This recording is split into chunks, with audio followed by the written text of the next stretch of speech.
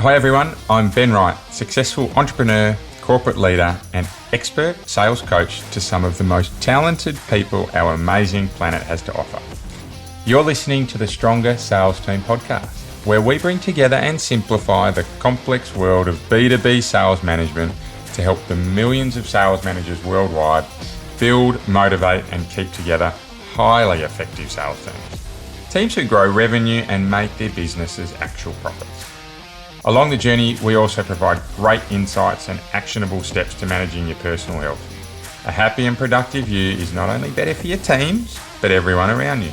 So if you're an ambitious sales leader who wants to build the highest performing and engaged teams, Stronger Sales Teams is right where you need to be. Welcome back to Stronger Sales Teams, the place where we provide real-world and practical advice to help you develop your superpowered B2B sales teams. We are 2 weeks in to our series on rapidly growing revenue. So week 1, as a recap, was all about the best 3 ways to grow revenue quickly. And then in week 2, we had a look at the pricing strategies that help you really quickly ramp your revenue and ramp your sales in a business. Today, we're going to be talking about some effective growth hacks. So some things that you and your team can do to really emphasize growing quickly. But let's recap in a little bit more detail before we get in, because I think it's really important that we're across the first 2 sessions as they help build in to this third part of the podcast series. So week 1 was all about the best 3 ways to grow revenue quickly. We looked at 3 levers: long-term retention. So that's getting repeat business from existing customers, which I viewed as the gold standard. And that was because acquisition costs are really low. They generally have quicker deal cycles because there's trust within your business or trust that your business will deliver. And they're less price sensitive because they know the outcome that they can expect from your product or service. In the end, the reason that I think that's the gold standard is because all 3 of those levers result in higher margins. The second way to grow your revenue rapidly was to increase transaction size per customer. So more dollars per transaction. For me, this obviously increases your margin because you can spread your fixed costs in particular across a bigger sale. But for most businesses, they'll find there are other efficiencies they can take from that sale. And it also helps the customer be ingrained into your business with more than one service, which can increase the value that you're delivering to them. Last but not least was acquiring new customers. And I was very clear, for me, this is the most expensive option. However, if you get it right, it leads into your ability to have a higher transaction size per customer and more long-term retention. So it actually drives the levers of your other 2 ways that you can grow revenue quickly, even though it's got a high expense to start with. So really, it's got that greatest potential for present and future growth. And when you get it right, it multiplies really, really quickly. So week 2, that was all about effective pricing strategies. We went through 8 of them and I picked 5 that I thought were the best ones for growth. Competition-based pricing. So when you're entering a saturated or competitive market, you can get in there and really make sure you focus on being at or below your competitors just to build some momentum. Value-based pricing, my favorite, because it matches where the customer is right now. i.e., they are seeing the value that you are wanting to charge for your product, so you're more likely to get them involved with your business or service quickly. The third, penetration pricing, that's really for when brand awareness and competition is a little bit low because you can come in hard, fast, reduce the risk of a purchase for a customer, get them to try the product, and then increase pricing from there. Promotional pricing, so that's essentially high-low pricing. The reason I liked this is because it could tap into a market that your existing brand may not be getting, and that's the market that's a little bit more price sensitive. So you can capture new customers that you wouldn't otherwise get without having the promotional pricing.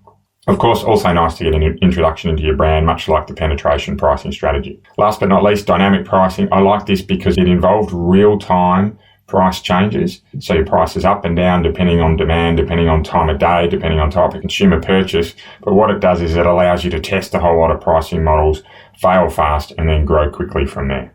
Okay, so today we're going to focus around growth hacks for lead generation. So really, these growth hacks can be used for all 3 of your methods to grow, but they can also be used in any of your pricing strategies. I think the best focus for these growth hacks are when you're trying to really acquire new customers in particular. I don't mind focusing on this one because obviously when we're acquiring new customers, it's giving us that opportunity to then increase transaction size and gain some long-term retention. Okay, so we're going to go through today 10 growth hacks that I think are really effective in helping you grow your business quickly. Let's get into it. Number one, and this is by far the most important for me and the most impactful, and that's getting aligned with your sales process. By now, if you've been listening to this show, you should have a sales process defined.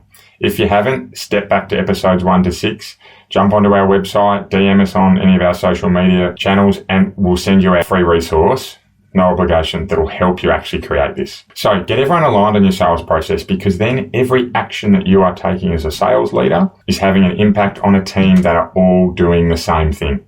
If they're off running their own sales processes or variants of your sales process, then the activities and the actions that you take have a reduced multiplication effect. So one action might get to 50% of your team rather than one action getting to 80 to 90% of your team. So super important, because it creates terrific efficiency, and efficiency allows you to grow quickly. Number 2, the message that you're getting out to your customers, it needs to be repeatable. So it's a cookie cutter message or approach, but must have personalization. So if you can standardize the majority of your process, but still have customers feel that they have a personalized sales approach, what you're doing is you're getting out to more customers more efficiently. Same as with your alignment around a sales process, is it allows you to do more with less time. When we get to number 4, 5, and 6, I'll talk about some of the tech you can use to actually embrace personalization. But for the moment, we need to make sure that our messages and our systems and everything we're doing is a cookie cutter or a process-driven approach that will allow us to efficiently get out to all of our customers. I'm sure we've all worked in businesses where we see some of the most successful team members are allowed to do their own thing because they're good at their job. That can work really well when you're in a business that has a more mature base, or when you're looking to grow at more moderate levels, single digit and even low double digit revenue. But when you're looking for really fast growth, we need everyone on the same page, because otherwise you just have far too many streams of linear deviation and you don't get the messages out there, or you don't actually have the serviceability of the number of leads that you're trying to target. Okay, so number 1 was get aligned on the sales process. Number 2 was make sure your message is cookie cutter or systemized with a level of personalization. Number 3, this one for me drives lots of debate, but I like it when lead generation responsibilities, and I've seen consistently across teams that when lead generation responsibilities are leveled out between sales and marketing. The best teams we work with, they go somewhere near that 50-50 mark. Half marketing, half sales. Now, I will say that does exclude businesses that deal in lots of small transactions and high volume. Right, so we put that to the side. If you're a high volume, small transaction business, and generally your marketing team are going to be generating most of those leads because your sales team just doesn't have time to do so. But if you're a team that works in $5,000, $10,000 plus, $3 to $5 million type of deals, having your sales team have a heavy investment in generating their leads really drives success and sales growth. Why? Why does it have an impact when your sales team are generating leads themselves? So for me, sales teams place greater accountability on themselves when they've self-generated a lead.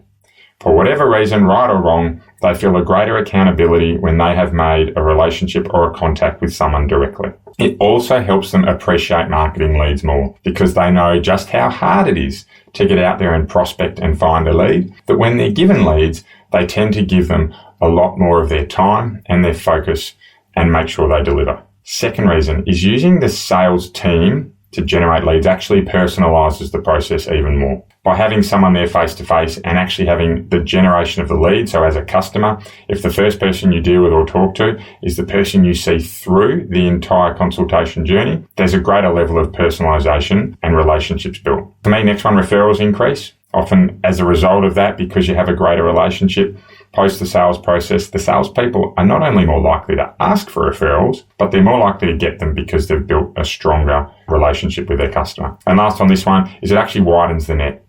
It allows your business to try more generation type activities, a wider type of activities that often will help you recognize that maybe what you're doing can be tweaked or improved or adjusted to be better than what it was. Okay, so that's number 3, balancing out lead generation responsibilities. Number 4, 5, and 6. This is the stuff that starts to get really exciting. Number 4, we must be embracing tech to prospect. Our sales lives have changed like nothing I've seen certainly in my career.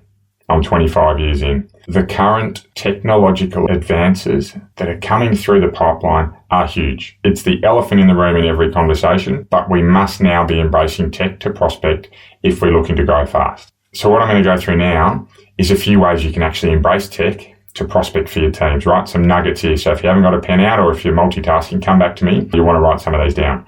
All right, let's start nice and easy. A tool like LinkedIn Navigator. We had a chat with Colin Mitchell about 3 or 4 weeks ago, and his remark was, if your business isn't using LinkedIn Navigator, leave. Go and find another. Now, pretty strong words, but certainly I agree that LinkedIn Navigator has a very powerful place in the sales team day-to-day operations because it gives you such a great ability to not only target prospects, but also do your research on them. If you can add in some form of automation with this, and now LinkedIn is pro some automation and they're certainly against some automation. I've seen plenty of people use something like a duck soup that allows them to actually automate their targeting of customers.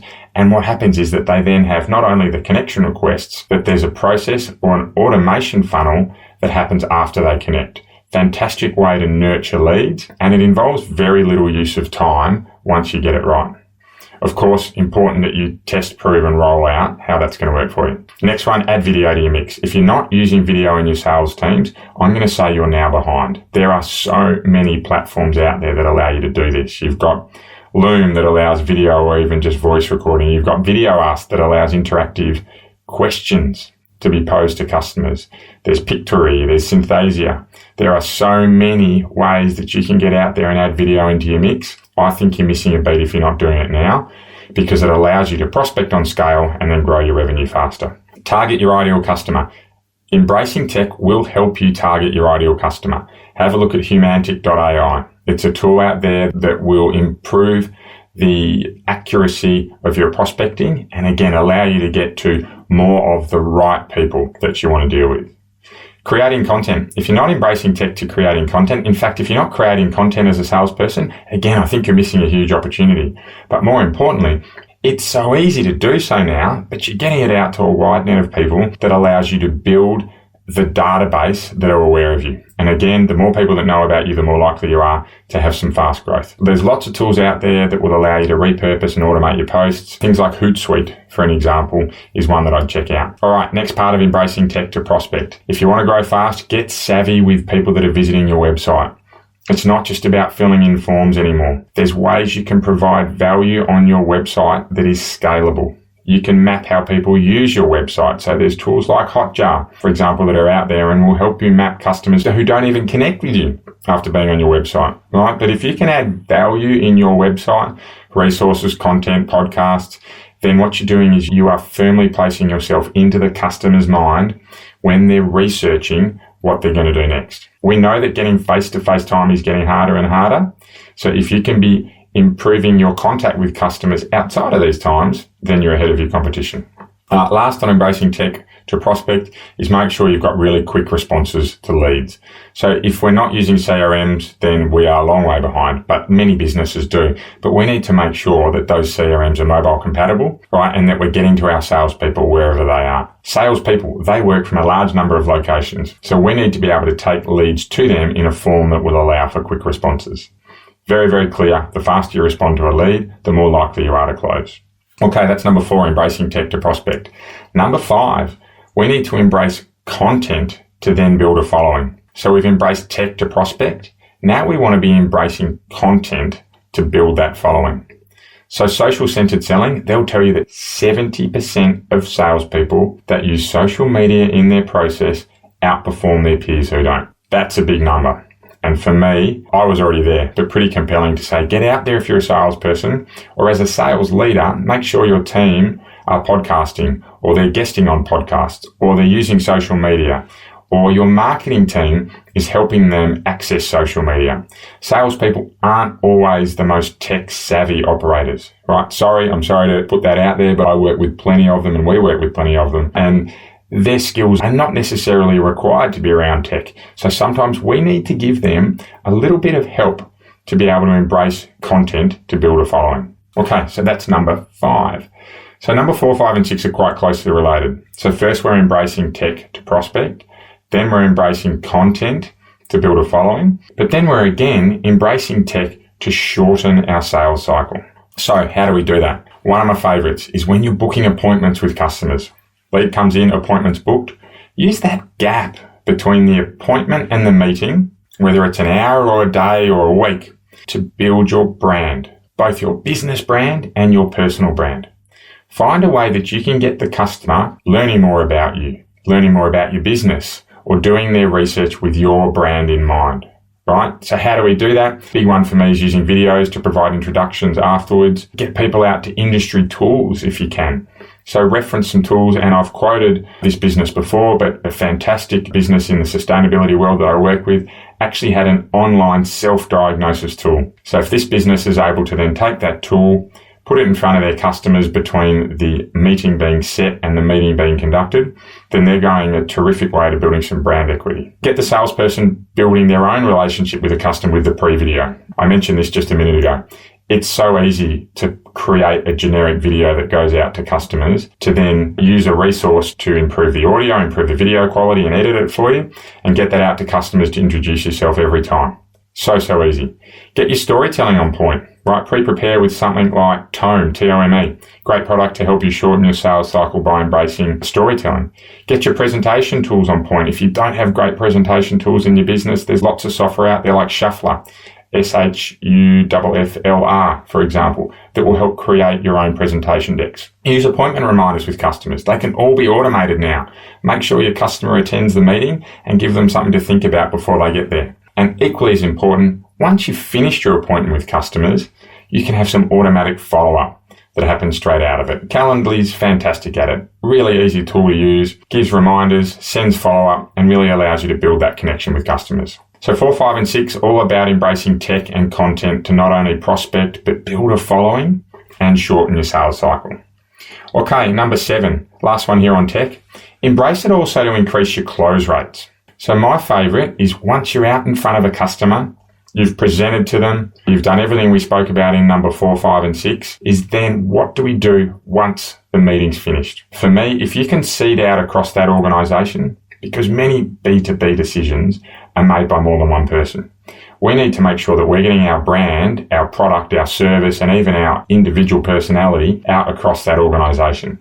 So use tech, use LinkedIn, use social media, there's lots of tools out there to get yourself known to other people in the business. At LinkedIn Navigate, really easy way to do it because you can profile the business and send out lots of connection requests. Right? Terrific way. If you can see it across an organization, then people know you before the decision is made.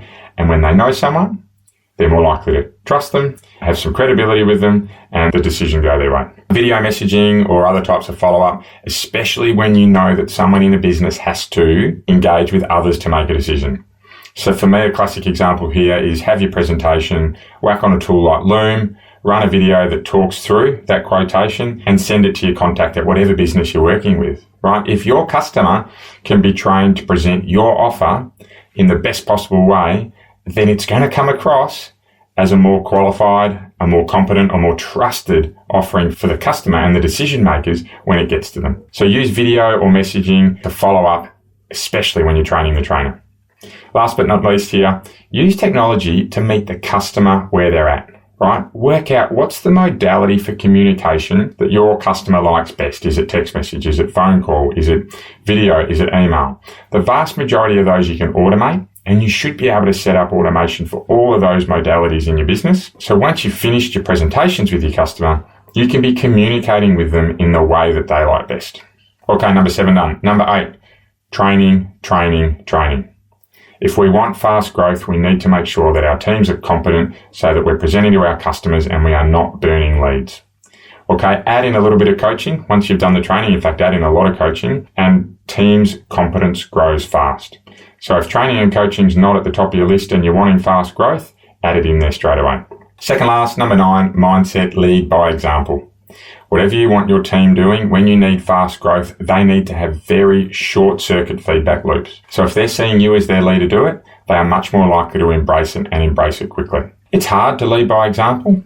However, it's so important as a leader in these stages of fast growth that we do so. And last but not least, everyone likes winning. We need to make sure that when we have wins, we celebrate them because winning builds winning.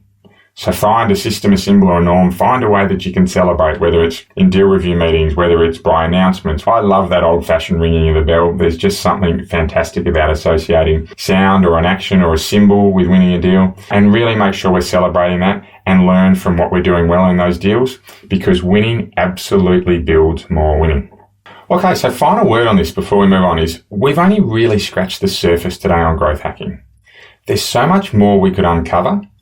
But for now, of those 10 things up there, if you can take 2 or 3 of them and roll them into the business, you're doing fantastically well, right? There's a lot in there and it takes a lot of time to roll out, but pick 2 or 3 and see how you go. If you start building momentum, momentum will follow, right? It's like winning follows winning, right? Just build momentum to get your fast growth happening. It's a skill.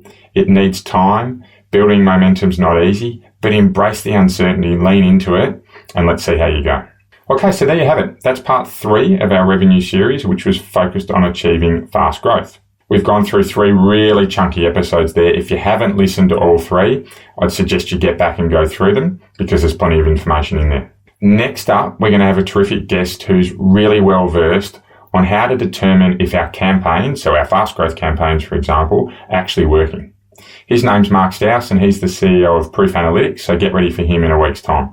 That said, if you weren't able to capture everything from today, please jump onto the show notes in your own time. They're also on the website, strongersalesteams.com, and you know how to contact me if you need a little bit of extra help. Get us through any of the social media channels, particularly Instagram and LinkedIn. We're at Stronger Sales Teams, and we'll make sure we get in touch with you. But before we leave today, our health and well-being tip. Age-old question, what's better, being kind or being nice? What's better for your health and those around you? For me, I've always wanted to make sure that I am kind ahead of nice. Being kind doesn't mean you're always nice. Being kind sometimes means having hard conversations with people because you know that it's the kindest thing to do for them. Being kind sometimes means that people exit your business. Being kind sometimes means that people move into different roles in your business. Now, unfortunately, being nice doesn't generally lead to those types of conversations or actions because you're constantly focused on being nice to someone and not hurting their feelings. Sometimes being kind involves hurting people's feelings, but it's the best thing for that person and for you long term. So for me, I sign up to being kind over being nice every day of the week. But until next time, keep living in a world of possibility and you'll be amazed by what you can achieve. Thanks, everyone.